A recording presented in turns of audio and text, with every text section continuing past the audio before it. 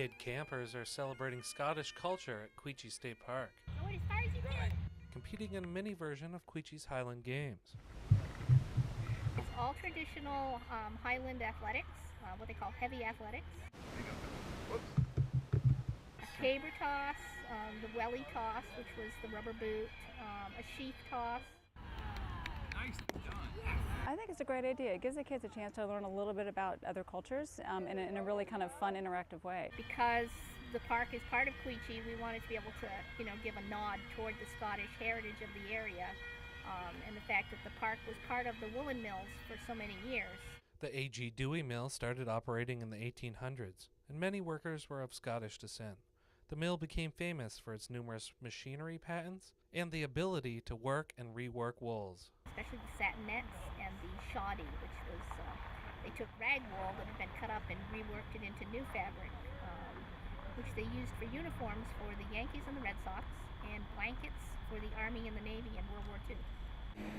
A.G. Dewey used the roaring Ottaquechee River as it flowed into Vermont's deepest gorge to power the mill. But the 165-foot gorge got its start long before Mr. Dewey set up his mill. 13,000 years ago, as the last glacier melted and receded north, the pent-up waters of Glacial Lake Hitchcock began to flow into the Connecticut River. When it went, it just took all the sediment out of here and took it right down to the bedrock. The release formed a great waterfall, moved upstream, and ate away the mud and material left by the glacier.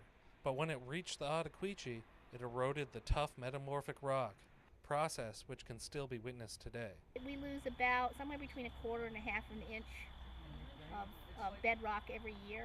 The gorge just gets that much deeper. And that depth is what attracts more than 500,000 people to the park every year. It's worth stopping along Route 4 and going beyond the tourist view on the bridge to explore the footpaths that lead to the bottom of the gorge. The footpath is an easy, gradual descent over less than half a mile. When you get to the bottom, you can actually go out on the rocks and walk around because the water's down right now. And it's amazing how many local people will come in and just park at the visitor center or at the gift shop and just go down to go swimming.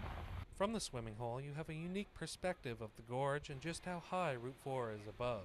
And in fall foliage, of course, it's just beautiful down there. If you go to the other side of the bridge and look north, look up, you can't quite see the dam, but you can see quite a ways up there. If you take the hiking path less than half a mile north, you can see what you can't see from the bridge, the old dam, and if you really look, you can see some of the footings where the old mill used to sit. The mill closed in 1952, but the dam is still operational, being used to generate power, prolonging the use and allure of an area steeped in history and natural beauty.